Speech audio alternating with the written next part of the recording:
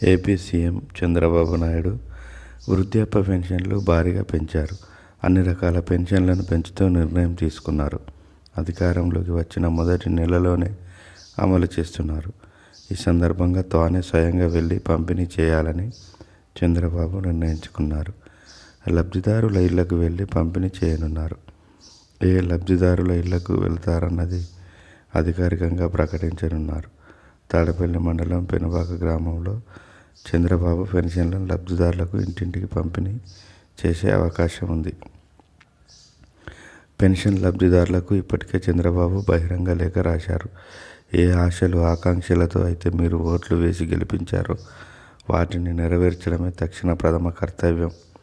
మేనిఫెస్టోలో చెప్పినట్టు పింఛన్ను ఒకేసారి రూ.1000 పెంచి ఇకపై 4,000 ఇస్తున్నాం.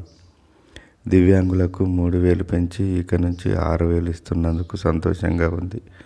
28 వర్గాలకు చెందిన 65,18,496 మంది పింఛను లబ్ధిదారులకు జూలై 1వ తేదీ నుంచే పెంచిన పింఛన్లు ఇంటి వద్దనే అందిస్తున్నాము. కొత్త ప్రభుత్వం ముందు అనేక ఆర్థిక సమస్యలు ఉన్నప్పటికీ ప్రజా సంక్షేమం కోసం ప్రభుత్వం ఏర్పడిన తొలి రోజు నుంచే మంచి చేసే నిర్ణయాలు తీసుకున్నామని లేఖలో తెలిపారు. పెన్షన్ల పెంపు వల్ల ప్రభుత్వంపై నెలకు అదనంగా రూ.800 కోట్ల భారం పడుతున్న ప్రజా శ్రేయస్సు కోసం ఈ నిర్ణయం వెంటనే అమల్లోకి తెచ్చామని లేఖలో పేర్కొన్నారు. ఎన్నికల సమయంలో వికృత రాజకీయాల కోసం నాటి అధికార పక్షం ప్రజలను పింఛన్ విషయంలో ఎంతో క్షోభ పెట్టింది.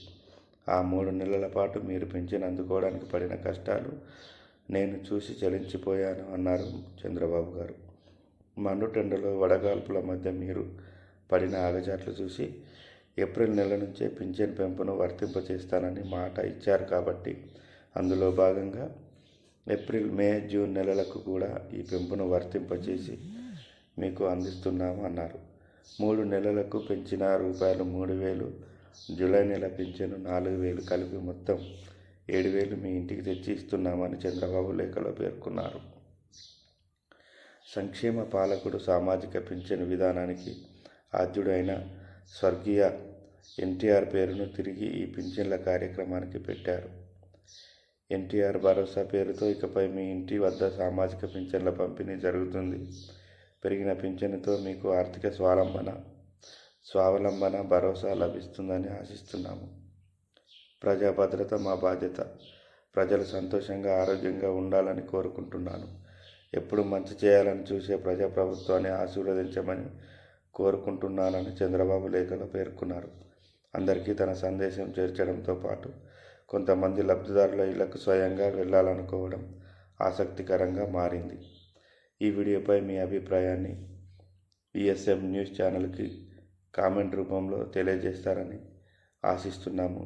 ఈ వీడియోని చివరి వరకు చూసినందుకు